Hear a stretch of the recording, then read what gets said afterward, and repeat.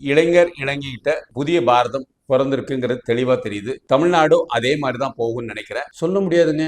இதை பார்த்துட்டு திமுகல உதயநிதிக்கு பதிலாக இன்பநிதியை கூட நிறுத்தினாலும் நிறுத்துவாங்க. இல்லை இன்பநிதியும் ஒரு இடத்துல நிறுத்தி அவரையும் எம்எல்ஏ ஆக்கணும் செய்யணும்னு கூட நினைப்பாங்க.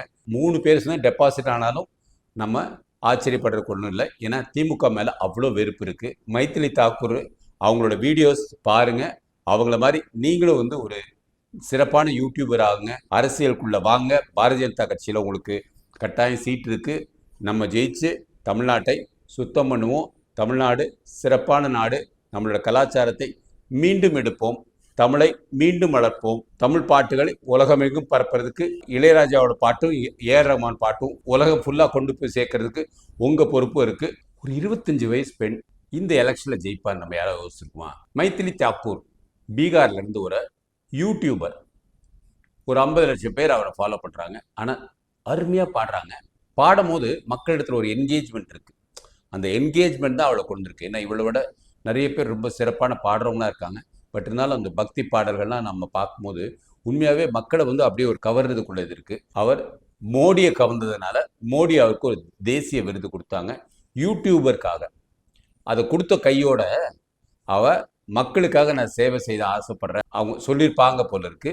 அதனால பிஜேபியில் அவருக்கு அல்லி நகர் அங்கே சீட் கொடுத்தாங்க. பீகாரில் அல்லி நகர். தேனியில் இருக்க அல்லி நகரம் இல்லைங்க, இது அல்லி நகர். அவங்க அந்த அல்லி நகர் ஜெயிச்சு வந்தாங்கன்னா அல்லி நகர் பேரே சீதா நகராக மாற்றுவேன் அப்படின்னாங்க. அப்படின்னா பெண்களோட உலகம் தான் இனிமேல் வரப்போகுது அப்படிங்கிறது மறைமுகமாக சொல்லியிருக்காரு.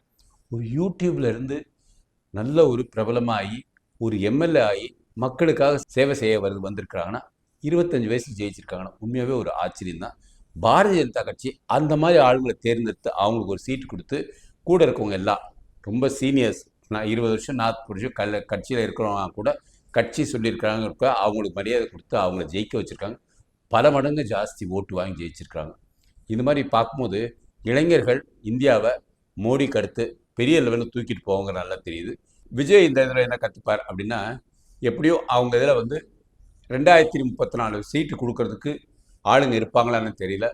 பெண்களை நல்ல ஒரு யூடியூபர்ஸை அவங்கள செலக்ட் பண்ணி அவங்களுக்கு கொஞ்சம் ட்ரைனிங் கொடுத்து நல்லா அவங்களுக்கு நிற்க வச்சாருன்னா கட்டாயம் ஜெயிச்சு வர வாய்ப்புகள் இருக்குது. ஏன்னா பெண்கள் இப்போ ஓட்டு போடுறதுக்கு நிறைய முன்னுக்கு வராங்க. கூச்சம் இல்லாமல் நல்ல மக்களிடத்தில் சேர்ந்து அவங்களோட சிந்தனைகளை நல்லா பேசுகிறாங்க. அது மக்களுக்கு ஒரு விழிப்புணர்வு கொடுக்குது. எப்பயும் போல் ரொட்டீனாக 1000 ரூபா கொடுப்பேன், கள்ளுக்கடையை மூடுவேன், டாஸ்மாகை மூடுவேன், இல்லை ஆஸ்பத்திரியை மேம்படுத்துவேன், உங்கள் ஊருக்கு மெடிக்கல் காலேஜை கொண்டுருவேன், இந்த மாதிரி பொய்யா மக்கள் சொல்லி காதில் விட மாட்டேங்குது. ஆனால் இந்த இளைஞர் சமுதாயம் இப்போ ஜெயிக்கிறதுக்குள்ள வாய்ப்பு இருக்குது. பாரதிய ஜனதா கட்சி மைத்திலி தாக்கூரை நிறுத்தின மாதிரி எந்த கட்சினாலும் உங்களுக்கு ஆதரவு கொடுக்க வாய்ப்பு இருக்கும். பிஜேபி சேர்ந்ததே ஒரு 6 மாதத்துக்கு முன்னாடி தான். 6 மாதத்துக்குள்ளே அவங்களுக்கு ஒரு சீட்டு கொடுத்து அவங்கள எம்எல்ஏ நிற்க வச்சு அவங்களும் சரமாக ஜெயிச்சிருக்காங்க. ஜெயிச்சது பீகார் சட்டத்திலே வயது குறைந்த எம்எல்ஏ இவங்க தான் முதல். அதுவும் பெண்மணியாக இருக்கிறதுனால எல்லாருக்குமே ஒரு ஆச்சரியமாக இருக்குது. என்ன பாட்டு கேட்டாலும் உடனே பாடுறாங்க.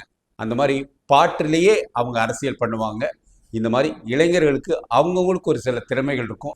வாழ்க பாரதம், வளர்க இளைஞர் சமுதாயம்.